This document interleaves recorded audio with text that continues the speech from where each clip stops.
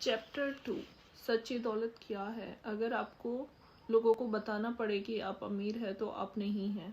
जोई brown, comedian. दौलतमंद होने का क्या मतलब है? मेरा मतलब है सचमुच दौलतमंद होने का। एक बात तो तय है कि दौलत का मतलब अलग अलग लोगों के लिए अलग अलग होता है। मेरे लिए दौलत का मतलब यह नहीं है कि मैं मनचाही चीज़ें खरीद सकूं, हालांकि यह फ़ायदा भी कुछ कम नहीं है। मेरे लिए सच्ची दौलत का मतलब है पूरी स्वतंत्रता। दौलत की मेरी निजी परिभाषा यह है और मेरे विचार में इसमें दौलत के सबसे बड़े फ़ायदे शामिल हैं। दौलत दौलत का मतलब इतना पैसा और समय होना है ताकि आप जो चाहे जब चाहे कर सके। क्या आपको लगता है कि अरबपति बिल गेट्स माइक्रोसॉफ्ट के सीईओ पद पर इसलिए काम कर रहे हैं क्योंकि उन्हें ही करना पड़ेगा, या फिर इसलिए क्योंकि वे इसे करना चाहते हैं? मेरे हिसाब से यह कहना तार्किक है कि बिल गेट्स के पास इतना पैसा और समय है कि वे जो चाहे जब चाहे कर सकते हैं। कारण यह है कि बिल गेट्स ने आमदनी नहीं कमाई है, उन्होंने तो सच्ची दौलत बनाई है। संक्षेप में सच्ची दौलत का मतलब है स्वतंत्रता। दौलत का मतलब है चुनने की स्वतंत्रता। चक फीनी भी आर्थिक दृष्टि से बिल गेट्स के समूह में ही हैं। दुनिया भर के हवाई अड्डों में सैकड़ों ड्यूटी फ्री दुकानों के संस्थापक फीनी के पास अरबों डॉलर की संपत्ति है, या ज़्यादा सटीकता से कहे तो उनके पास अरबों डॉलर की संपत्ति थी। 1984 में फिनी ने अपनी 3.5 बिलियन डॉलर की संपत्ति का 99.5% हिस्सा एक परोपकारी संस्था को दान कर दिया। आज वे दुनिया भर में समाज सेवा करने की खातिर अपना पैसा और समय दान कर रहे हैं। बिल गेट्स और चक फिनी दोनों ही यह बात अच्छी तरह समझते हैं कि सच्ची दौलत का मतलब होता है यह चुनने की पूरी स्वतंत्रता कि आप अपना समय और पैसा कैसे खर्च करें।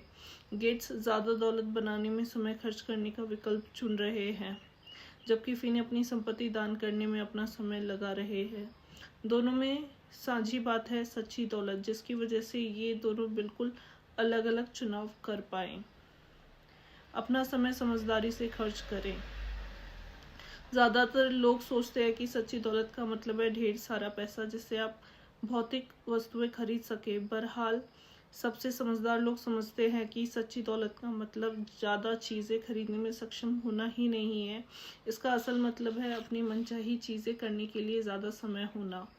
इस बारे में सोचें, जब आप बुढ़ापे में किसी नर्सिंग होम के सामने वाले पोर्च में बैठकर अपनी गुजरी हुई ज़िंदगी के बारे में सोचेंगे तो आपको किस बात पर ज़्यादा अफसोस होगा? ज़्यादा महंगा घर न खरीद पाने का, या अपने बच्चों के बचपन में उनके साथ ज़्यादा वक्त न गुजार पाने का? आपको किस बात का ज़्यादा अफसोस होगा? ऑफिस में प्रमोशन पाने के लिए 24 घंटे काम न करने का, या अपने माता पिता और दोस्तों के साथ ज़्यादा समय न बिता पाने का जब उन्हें आपकी ज़रूरत थी? समय हमारी सबसे कीमती वस्तु है। इसका मूल्य सोने चांदी से भी बहुत ज़्यादा है, क्योंकि एक बार जब यह चला जाता है तो आप इसे दोबारा कभी नहीं पा सकते। अगर आपकी कार बर्बाद हो जाती है तो आप हमेशा दूसरी कार खरीद सकते हैं। अगर आपकी नौकरी छूट जाती है तो आपको हमेशा दूसरी नौकरी मिल सकती है। अगर किसी बुरे निवेश में आपका पैसा डूब जाता है तो आप हमेशा ज़्यादा पैसे कमा सकते हैं, लेकिन आप कभी भी किसी भी सूरत में वह समय दोबारा नहीं पा सकते जिसे आपने बर्बाद कर दिया या गंवा दिया है। बताएं, क्या आप ऐसा कर सकते हैं? हरगिज़ नहीं। एक बार जब यह पता चल जाता है तो हमेशा हमेशा के लिए चला जाता है। प्राचीन काल में प्राचीन चीनी कहावत इसे सबसे अच्छी तरह बयान करती है, एक पल का समय बर्बाद करने से कहीं बेहतर है कि आप अपनी सारी संपत्ति किसी गहरे कुएं में फेंक दें। इसलिए मैं कहता हूँ कि सच्ची दौलत का मतलब इतना पैसा और समय होना है ताकि आप जो चाहे जब चाहे कर सके। निसंदेह सच्ची दौलत का सबसे बड़ा फायदा यह चुनने की स्वतंत्रता है कि आप अपना समय कैसे खर्च करें। आमदनी कमाना, पैसे के बदले समय का जाल। क्या आप ऐसे मेहनती डॉक्टरों या वकीलों को जानते हैं जो साल भर में $1.5 लाख से ज़्यादा कमाते हैं लेकिन फिर भी खुश नहीं है? क्या वे सच्ची दौलत बना रहे हैं? दौलत की मेरी परिभाषा के हिसाब से जवाब है नहीं। इसका कारण यह है, हालांकि कहीं ऊंची आमदनी वाले प्रोफेशनल्स के पास अपनी मनचाही चीज़ खरीदने और करने के लिए पैसा होता है, लेकिन उनमें से ज़्यादातर के पास समय नहीं होता। उन्हें अपने पेशे में मेहनत लगातार करनी पड़ती है हर दिन। दरअसल उन्हें अपनी जीवन शैली को बरकरार रखने के लिए ज़्यादा आमदनी की ज़रूरत होती है, जिसके लिए काम करना उनकी मजबूरी है। जो लोग अपने काम धंधे के जाल में फंसे हैं, वे दरअसल दौलत नहीं बना रहे, बल्कि आमदनी कमाने के अंतहीन चक्र में फंसे हैं। इसे कोई फ़र्क नहीं पड़ता कि उनकी आमदनी कितनी कम या ज़्यादा है। आमदनी कमाने का जाल कुछ इस तरह का होता है कि आप अपना समय देकर उसके बदले में डॉलर कमाते हैं।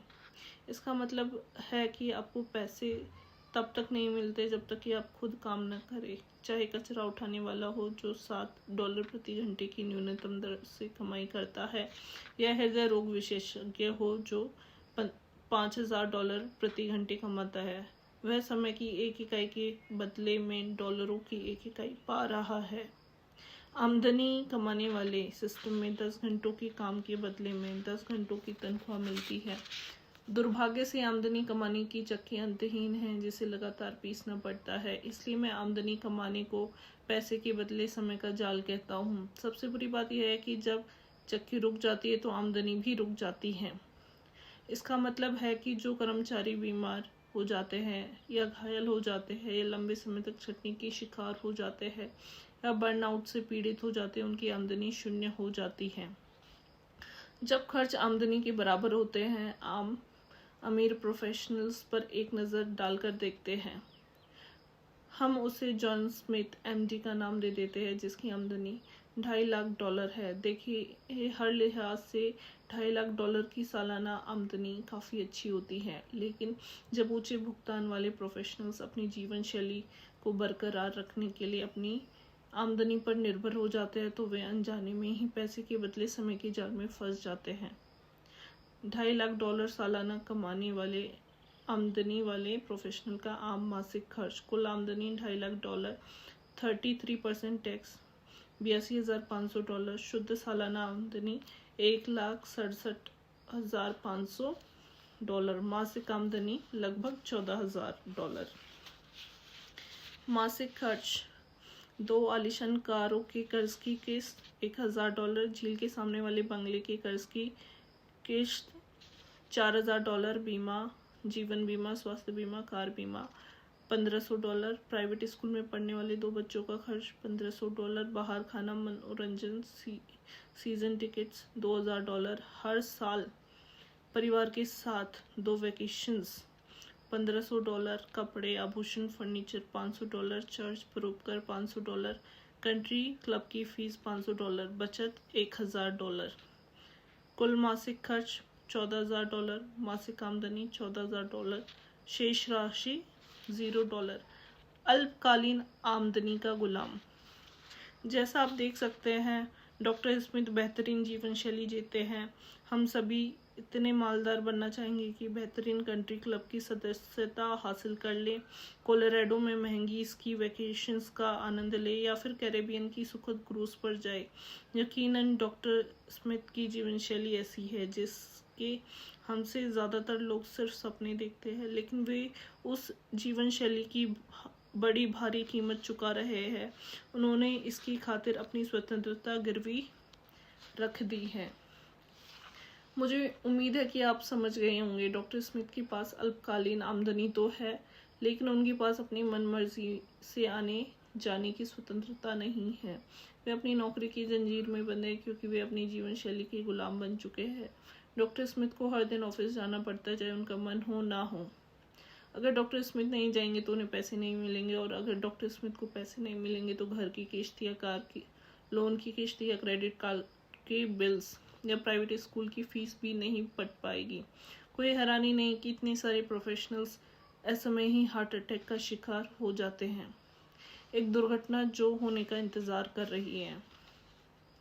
जरा सोचिए, ऊंची तनख्वाह वाले डॉक्टर की क्या हालत होगी अगर उसके हाथों में आर्थराइटिस हो जाए और काम छूटने की वजह से वह आमदनी न कमा पाए। अब असल मुद्दे की बात पर आते हैं। आप बताएं, आप कहाँ होंगे अगर आप काम की छूटने की वजह से आमदनी न कमा पाए। ज़्यादातर लोगों के लिए ये बहुत बुरा सपना होता है। आमदनी कमाने के साथ यही समस्या है। यह अल्पकालीन होती है। अगर आप काम करना छोड़ देते हैं तो आमदनी भी छूट जाती है, और अगर नौकरी या पेशे के अलावा आपको कहीं से भी आमदनी नहीं होती तो आप तबाही की ओर बढ़ रहे हैं। बिजनेस वीक मैगजीन के अनुसार आम कर्मचारी को मकान खरीदने, छोटी छोटी बचत करने और रिटायरमेंट के लाभ इकट्ठे करने में आधी जिंदगी लग जाती है, और यह सब गंवाने के लिए सिर्फ 6 महीने की बेरोजगारी ही काफ़ी होती है। भयावह है, नहीं क्या? रेजिडुअल आमदनी से स्वतंत्रता। क्या यह बेहतरीन नहीं होगा कि आप डॉक्टर स्मिथ की जीवन शैली के सभी फायदों का आनंद ले सके, लेकिन आपको हर दिन काम पर जाने का बंधन न हो, बशर्ते आप ना जाना चाहते हो? यह तो सबसे बड़े सपने के सच होने जैसा होगा, है ना? सौभाग्य से अल्पकालीन आमदनी के अलावा एक अन्य प्रकार की आमदनी भी होती है। इसे रेजिडुअल अवशिष्ट आमदनी कहते हैं। अल्पकालीन आमदनी के विपरीत रेजिडुअल आमदनी तब भी पैसे कमाती है जब आप काम पर नहीं जाते। रेजिडुअल आदमी पैसे के बदले समय का शिकार नहीं होती है, क्योंकि यह डॉलर और समय की अदला बदली पर निर्भर नहीं होती। रेजिडुअल आमदनी कैसे कमाई जाती है, इसके लिए हम एक और काल्पनिक प्रोफेशनल पर नज़र डालते हैं। हम उन्हें जो जोन्स CPA नाम देते हैं। डॉक्टर स्मिथ की तरह मिस्टर जोन्स की प्रैक्टिस भी जमकर चलती थी, लेकिन डॉक्टर स्मिथ के विपरीत मिस्टर जोन्स रेजिडुअल आमदनी की शक्ति से पूरी तरह वाकिफ थे। अपने समृद्ध करियर के अंतिम 40 सालों में मिस्टर जोन्स ने अपनी कुल आमदनी का 10% बचाया और समझदारी से उसका निवेश किया। अब वे रिटायर हो चुके हैं, लेकिन आज मिस्टर जोन्स के $1.5 मिलियन म्यूचुअल फंड्स में निवेशित है, जो हर साल 10% कमा रहे हैं। इससे उन्हें डॉक्टर स्मिथ की अल्पकालीन आमदनी के बराबर रेजिडुअल आमदनी हो जाती है, जो कि $1.5 लाख है। हालांकि आमदनी समान है, लेकिन इसे कमाने के तरीके में बहुत फर्क है, जैसा नीचे गए चार्ट में स्पष्ट होता है। अल्पकालीन आमदनी बनाम रेजिडुअल आमदनी। अल्पकालीन आमदनी, आप डॉलर के बदले समय की अदला बदली करते हैं, जबकि रेजिडुअल आमदनी में आप समय की लिवरेजिंग करते हैं। अल्पकालीन आमदनी पैसा सामान्य गति से बढ़ता है, रेजिडुअल आमदनी पैसा तीव्र घातन की गति से बढ़ता है। अल्पकालीन, अगर आप विकलांग हो जाए तो आमदनी बंद हो जाती है। रेजिडुअल आमदनी अनंत काल तक जारी रहती है। अल्पकालीन, आप सच्ची दौलत नहीं बना रहे हैं, रेजिडुअल आप सच्ची दौलत बना रहे हैं। अल्पकालीन, समय आपके काबू में नहीं है, रेजिडुअल आमदनी में समय की पूरी स्वतंत्रता होती है। अल्पकालीन आमदनी में आप बस घिसट कर चल रहे हैं, जबकि रेजिडुअल आमदनी में आप तेजी से आगे बढ़ रहे हैं। अल्पकालीन आमदनी में काम बंद तो आमदनी बंद हो जाती है, जबकि रेजिडुअल में आमदनी लगातार आती रहती है। अब मैं आपसे पूछता हूँ, आप कौन सी आमदनी पाना चाहेंगे, अल्पकालीन आमदनी या रेजिडुअल आमदनी? जवाब स्पष्ट है, सच्ची दौलत बनाना। दौलत बनाना आमदनी कमाने के विपरीत है। यह पैसे के बदले समय के जाल से भिन्न है। इसकी वजह है लिवरेज नामक अवधारणा। सच्ची दौलत बनाने का इकलौता तरीका है अपने समय, पैसे और प्रयासों की लिवरेजिंग करना, ताकि 10 घंटे के काम के बदले में 100 घंटे, यहाँ तक कि 1000 घंटे का भुगतान मिले।